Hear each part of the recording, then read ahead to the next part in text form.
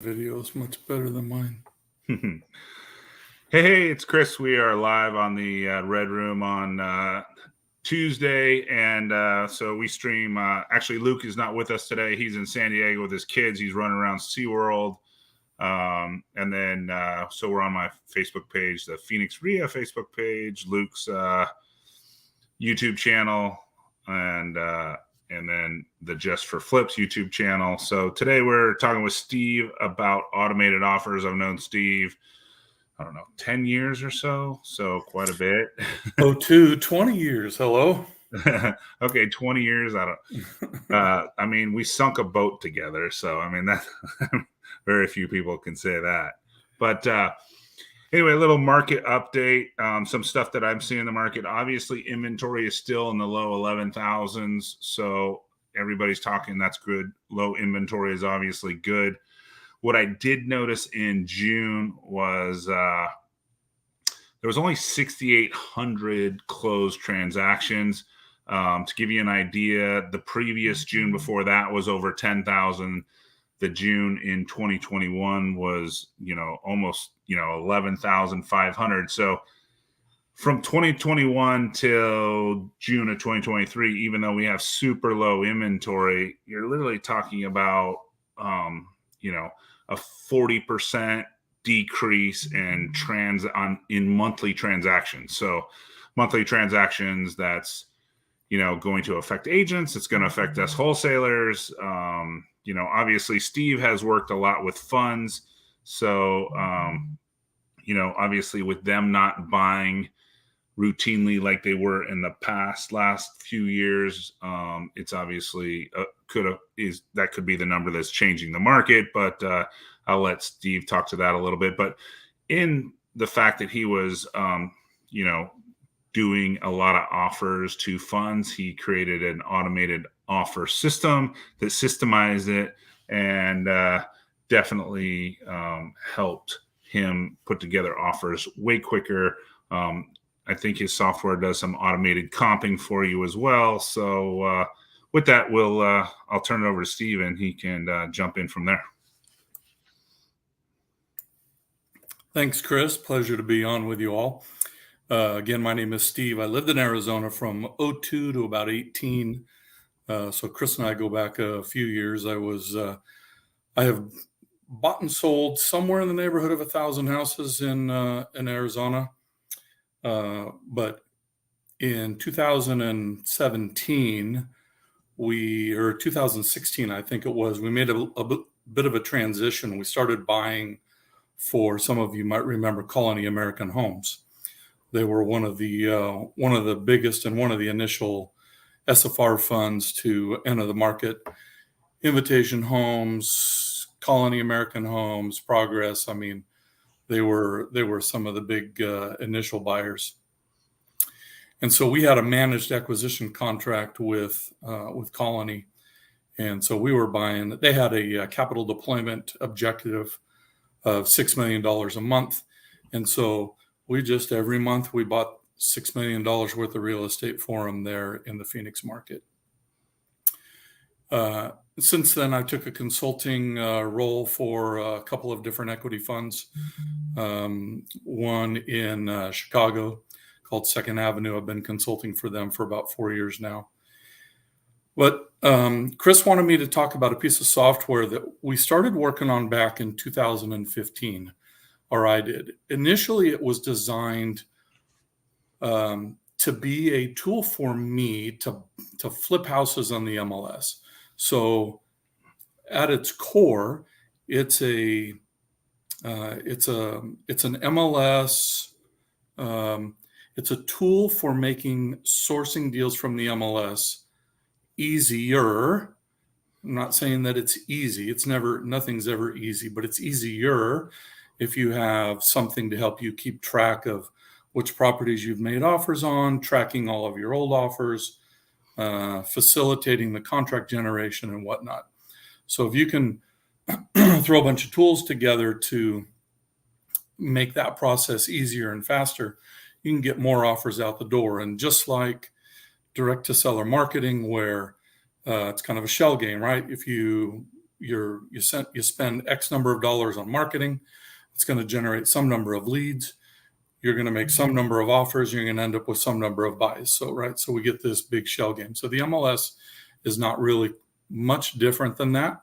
You got to evaluate a lot of properties. You got to make a lot of offers. And if you do that, I can tell you from personal experience that from 2015 to 2018, when I was actively buying on the MLS, that we used to buy about 8 or 10 houses a month on the MLS. Now, that's not a ton.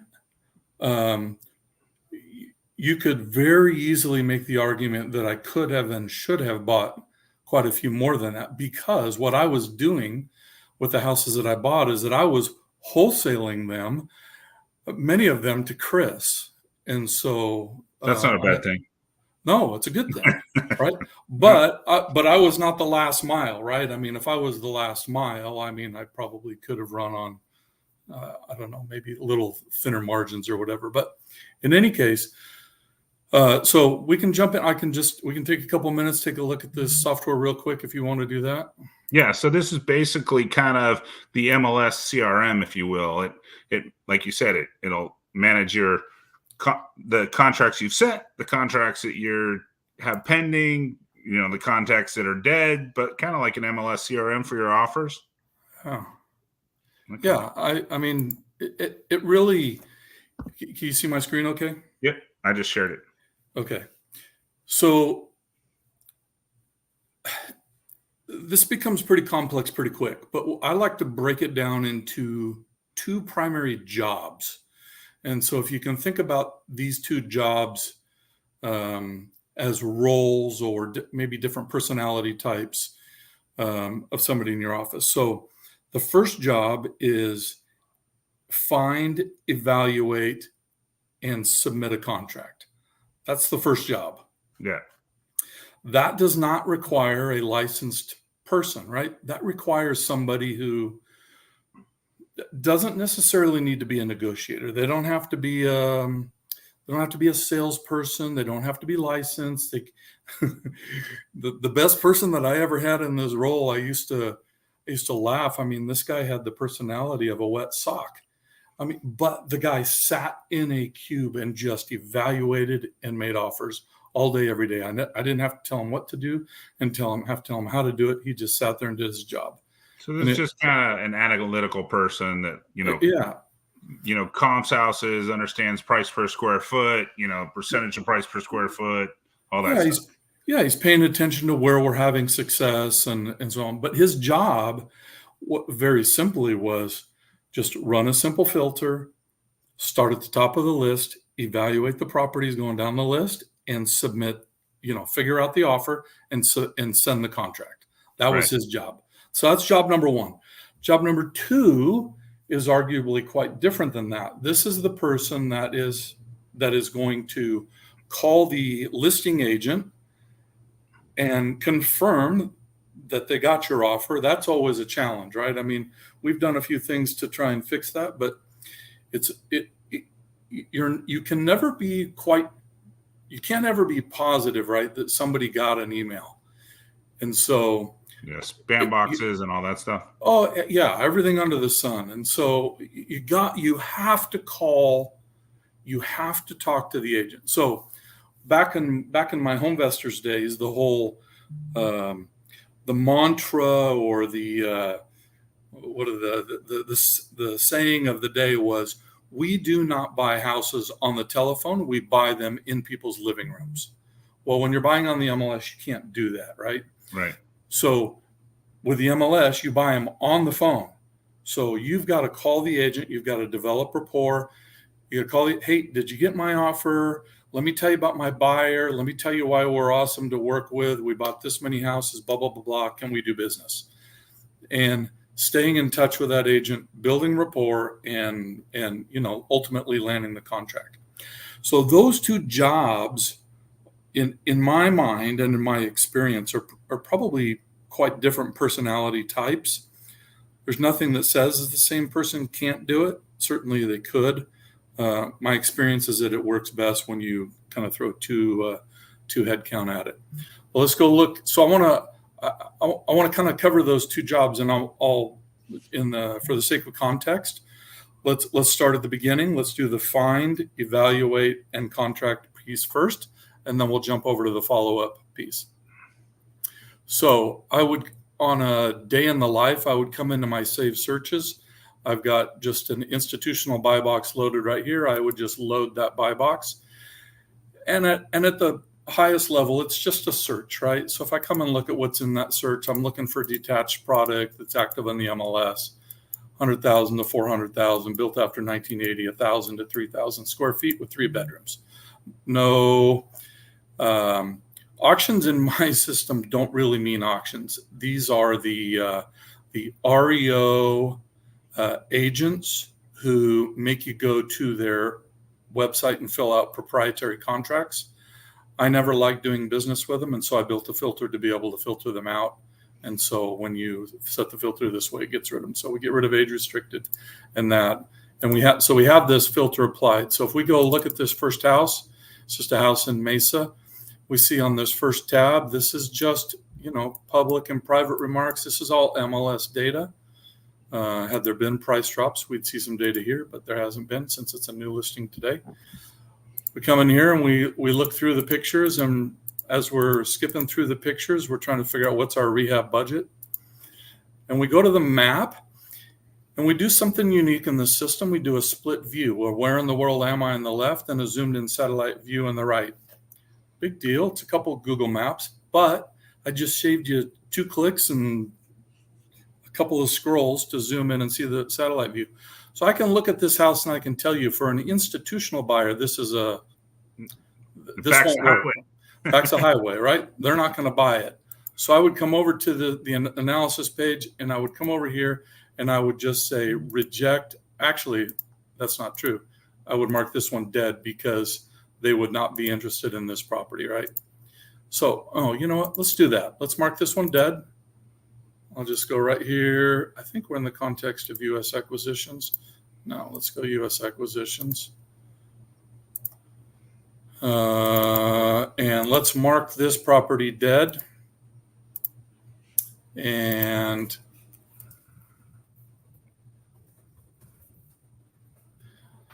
all right, so we'll just mark that one dead. And you'll notice what happens is, as I did that, that property kind of disappears, and it takes us back to that home page, and we see that property in Mesa is no longer on the list. This is a little bit confusing for people to wrap their head around, but if you think about the MLS in the context, as in the context of a CRM application,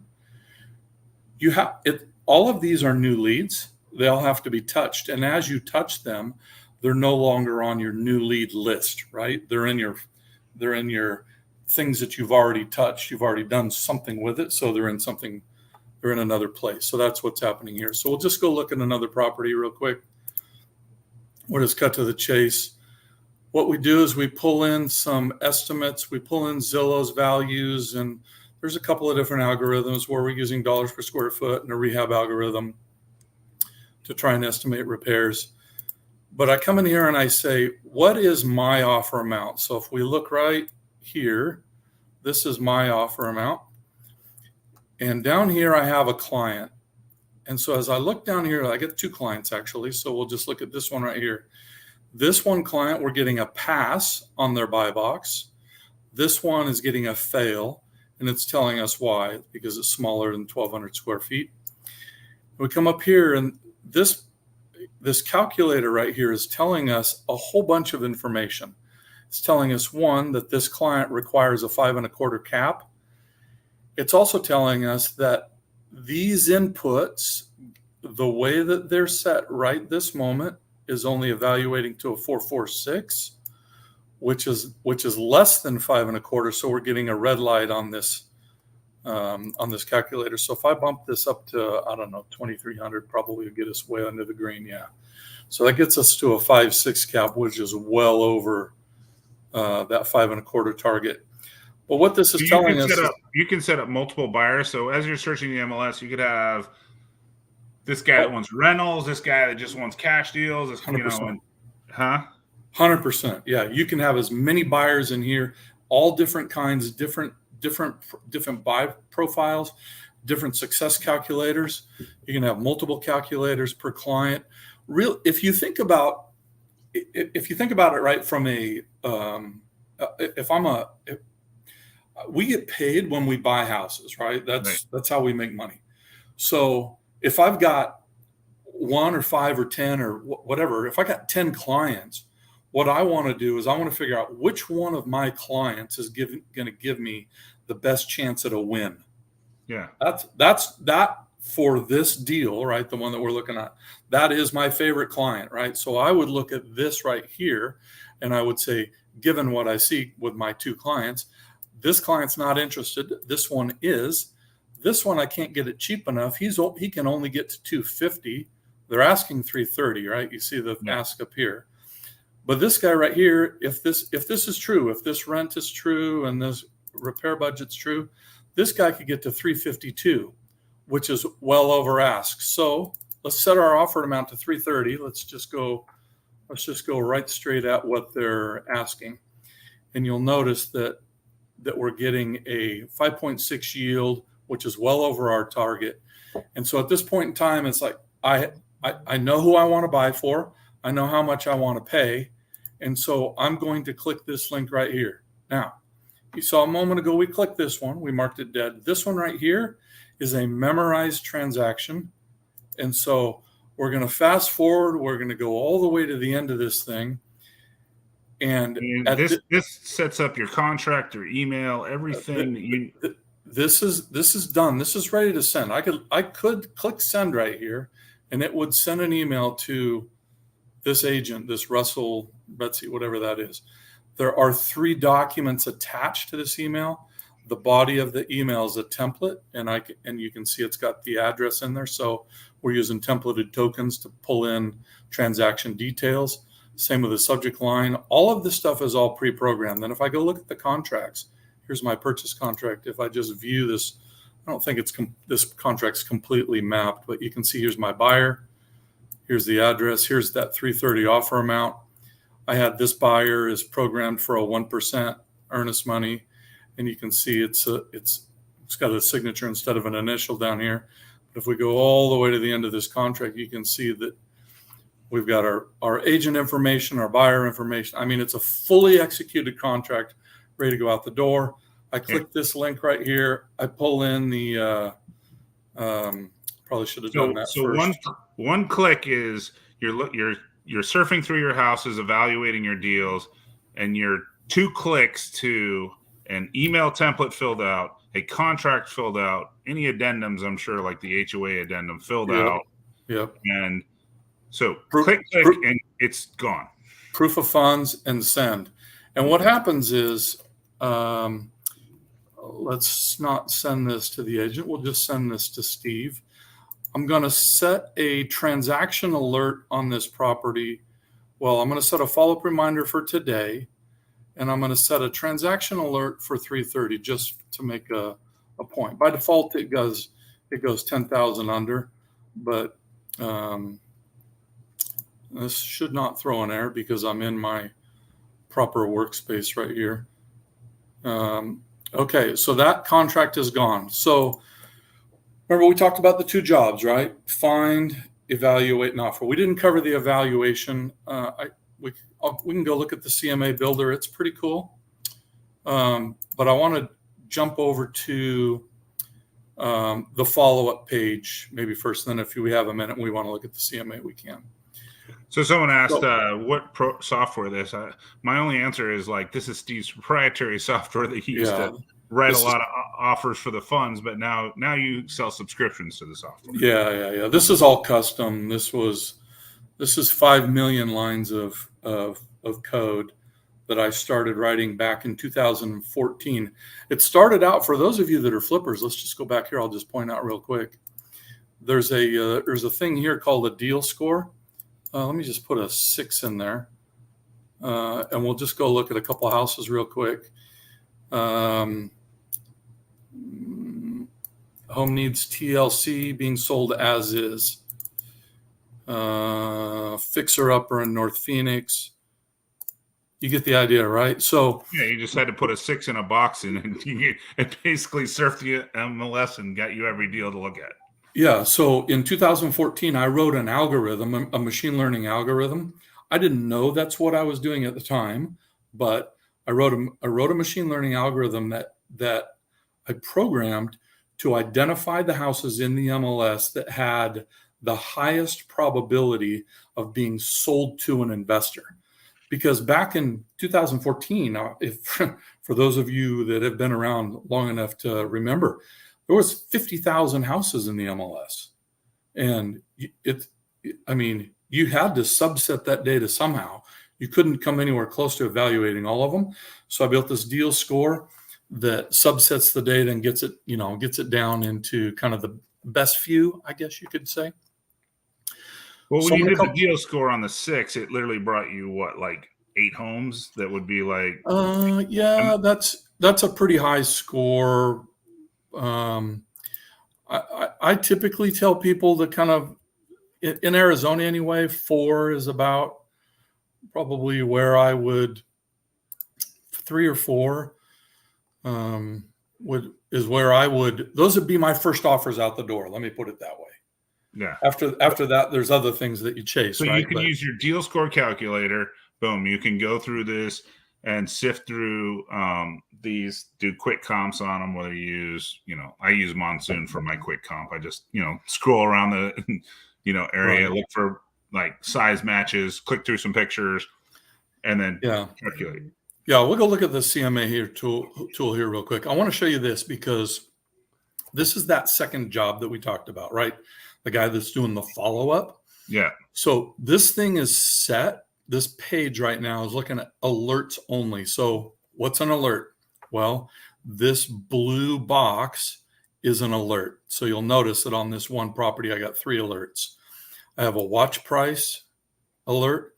I have a follow-up alert and an offer met alert, or a follow-up offer met, and then an offer today. So when we for any offer sent out today, that causes an alert. So you see this created over here, that's today's date. Yeah. That causes an alert. Remember when we made the offer, we set a follow-up for the 25th for today. Yeah. So if I wanted to like set that for a new follow-up, you can see I can change that to the 26th. That's tomorrow. So that's not going to alert because we haven't hit that date yet. So you can see how that works. So alert price. Remember we set, as we were making the offer, we set an alert price of 320.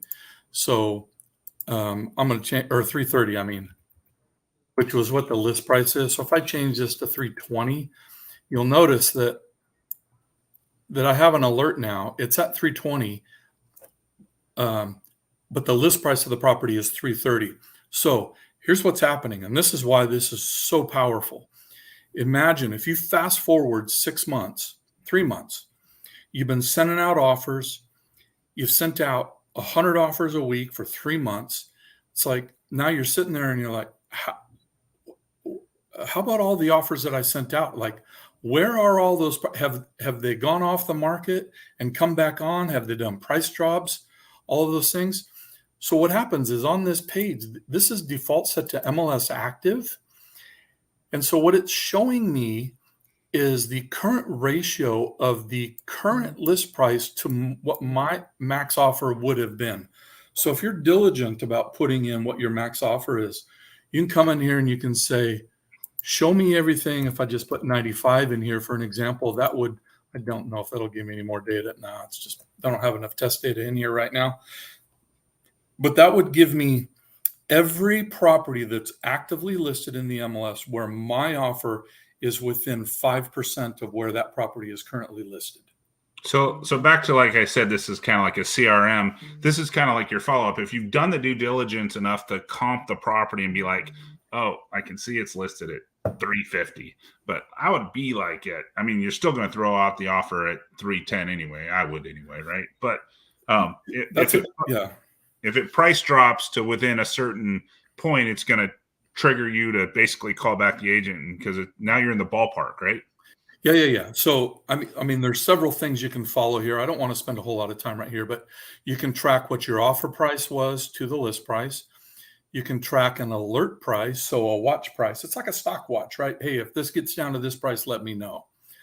Um, and you can change the percentage to where it'll alert at less. It automatically alerts at 100%, but you can drop that to a lower number.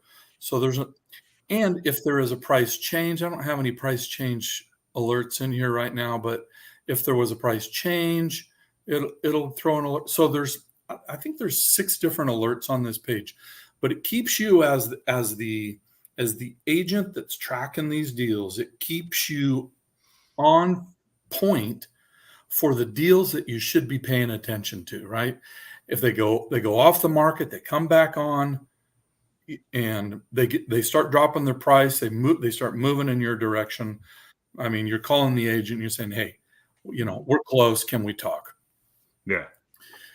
So this is we bought 30% of our houses off of Just a follow-up system. just a follow-up system. Exactly right. Which is it's all like everybody says, all the money's in the follow-up. Yeah.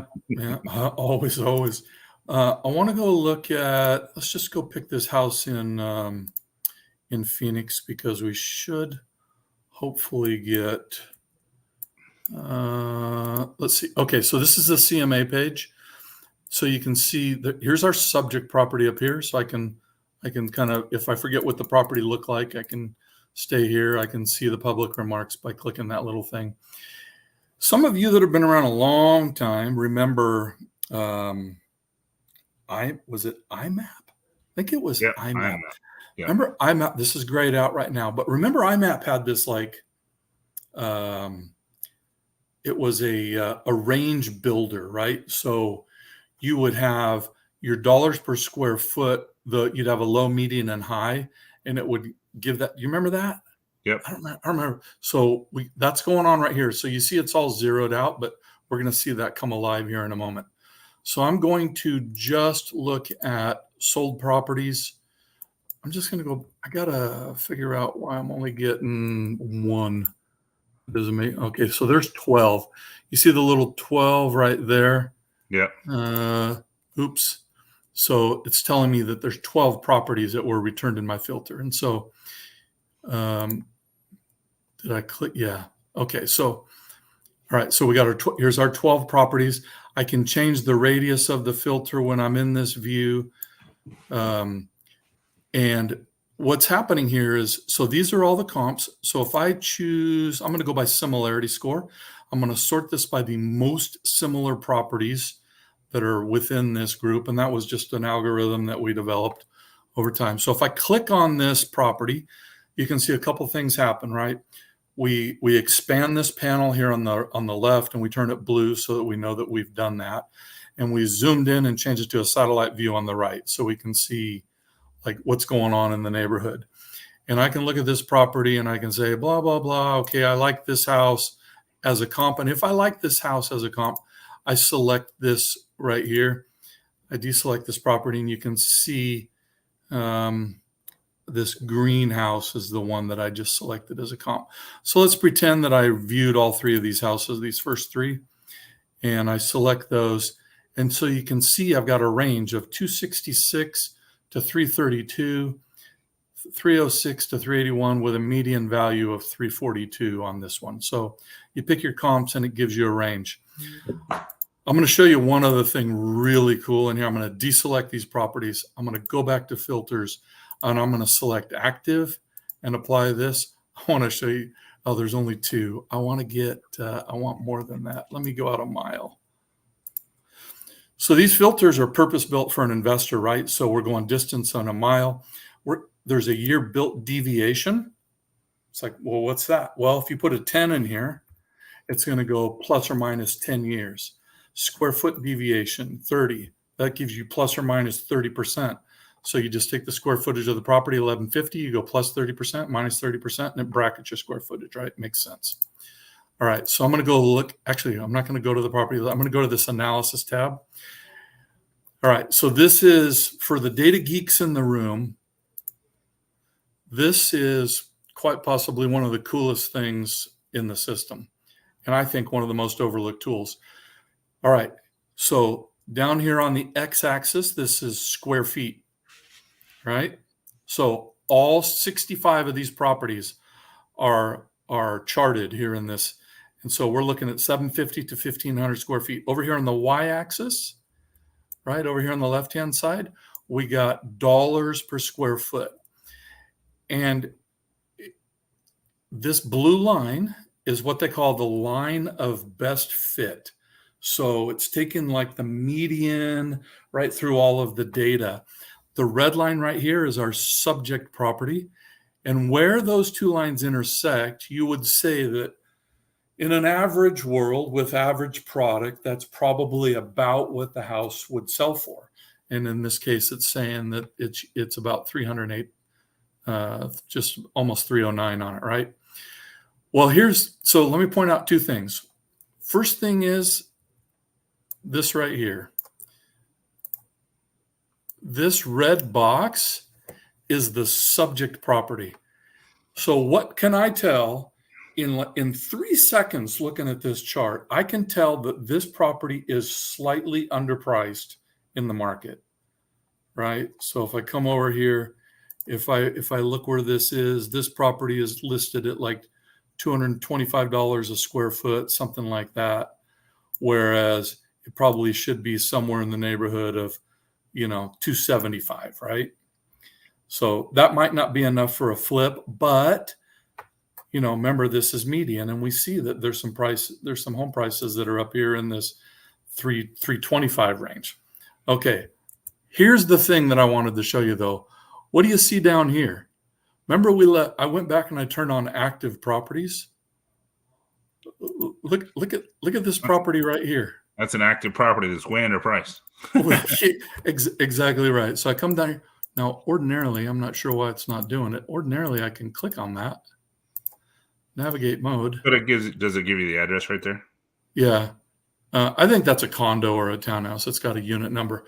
But notwithstanding, what happens is frequently when you come to look at this page, it's easy to spot when there's underpriced properties. Yeah. So, I mean, let's say, for example, the orange one. There it is. Orange one pending. Yeah. So normally what happens when you click on the dot, that window pops up and you can navigate to the property. You see, well, let me go look at that property. Let me go make an offer on that property while we're at it.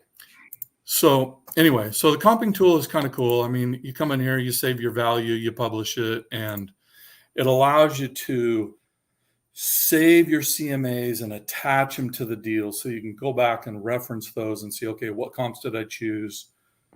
And, what was my estimated value and how did I come up with that? So that's kind of quick and dirty. I mean, there's a lot more. The contract builder is really quite cool. Upload any contract you want. So let's just sum it up. So it's kind of like a CRM. It keeps track of your current offers, your outbound offers. It'll make finding the ones that you want to put offers on super simple.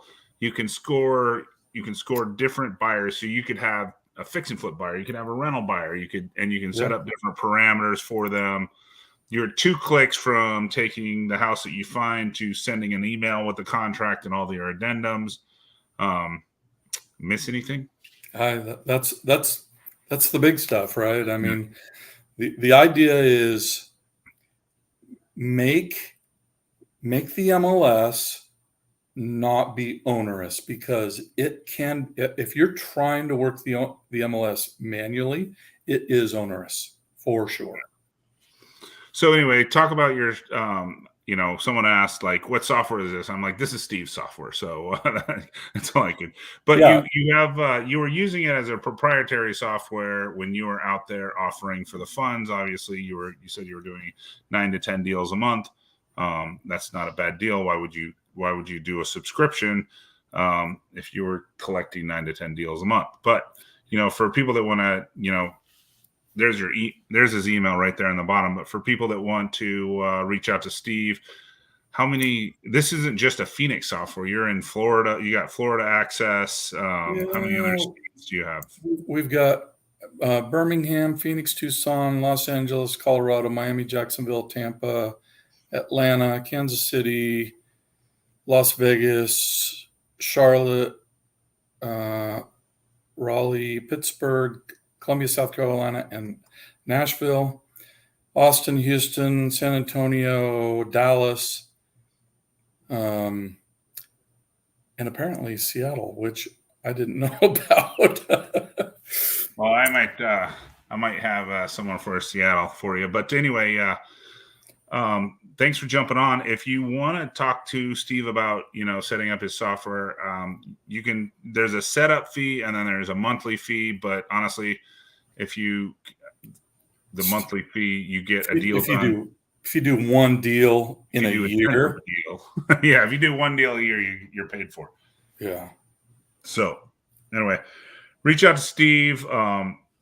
He can, do your own private demo and then get you set up. And you could be, obviously you need to be an agent to put the information on the contract. And one thing he didn't, let's emphasize this. He talked about the person, sifting through the data, the analytical guy picking the deals, but you still need to have the agent that's following up with the agent and picking up the phone and talking to the agent. So yeah, my experience, legally, I have had clients do this, work the system as an unrepresented buyer.